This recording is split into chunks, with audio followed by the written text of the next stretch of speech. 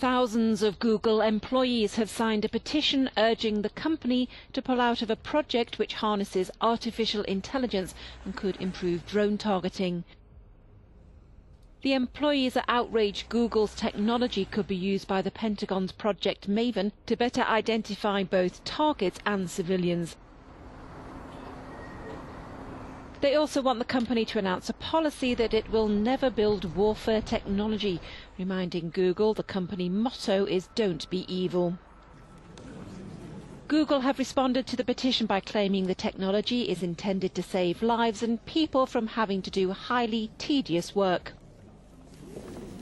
Say the words killer robots and Hollywood franchise Terminator may come to mind.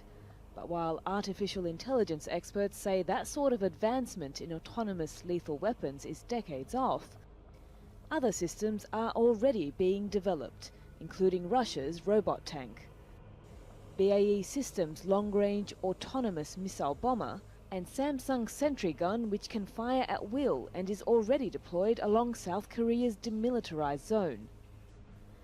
But at a leading artificial intelligence conference being held in Melbourne, global AI founders have released an open letter calling for a ban on the development and deployment of autonomous lethal weapons. The military is using Project Maven to hunt insurgents. The technology is helping human intelligence analysts identify objects on video feeds from drones that are high up above the battlefield. Yeah, so.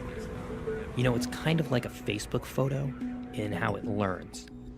When you upload a photo into Facebook, Facebook will be able to identify which of your friends are in that photo. And if it doesn't know which one of your friends is in that photo, you can tell it who it is, and then it'll know in all future photos. Project Maven does the same thing. It'll identify a car or a building and put a box around it, just like that Facebook photo, and suggest what it is to the analyst. Now, if it gets it right, the analyst clicks, yes, it's right. But if it gets it wrong, the analyst will correct it, and thus it learns. You know, in the past, a human would actually have to be sitting at a computer and tag individual objects that he or she sees on the screen. Stuff like people, vehicles, or even structures and houses. Now the algorithms will actually give suggestions of what it thinks those objects are. This collaboration between the analyst and the computer is what has become known within the Pentagon these days as human-machine teaming. And it's become a really high priority to use this type of technology and teaming in all sorts of future weapons that the Pentagon's developing. So the technology is being used primarily in the Middle East region. It was first deployed with special forces, but the idea is to actually broaden who has access to it in the coming year. While it was first only available on small ScanEagle drones, the idea is to move to larger, higher flying drones like Reapers and Global Hawks, which also happen to have higher resolution cameras. So military officials say Project Maven is doing really well, and it actually gets better as you use it. In its first week of deployment, its accuracy went from 60% to 80%. So you could say it's learning on the job.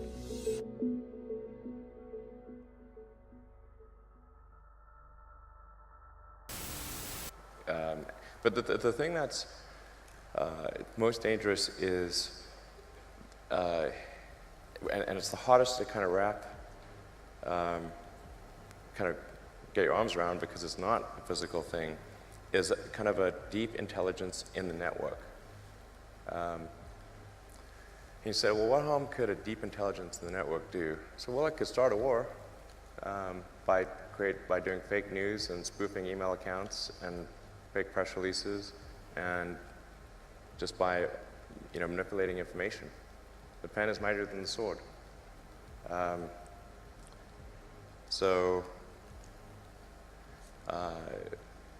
mean, as an example, I want to emphasize, I do not think this actually occurred. This is purely a hypothetical that I'm digging my grave here. But there was that second Malaysian airliner that was shot down on the Ukrainian-Russian border, and that really amplified tensions between Russia and the EU in a massive way. Well, like, let's say if you had an AI that was, where the AI's goal was to maximize the value of a portfolio of stocks, one of the ways to maximize value would be to go long on defense, short on consumer, start a war. And then how could it do that? Well, hack into the Malaysian Airlines aircraft routing server, route it over a war zone, then send an anonymous tip that an enemy aircraft is flying overhead right now.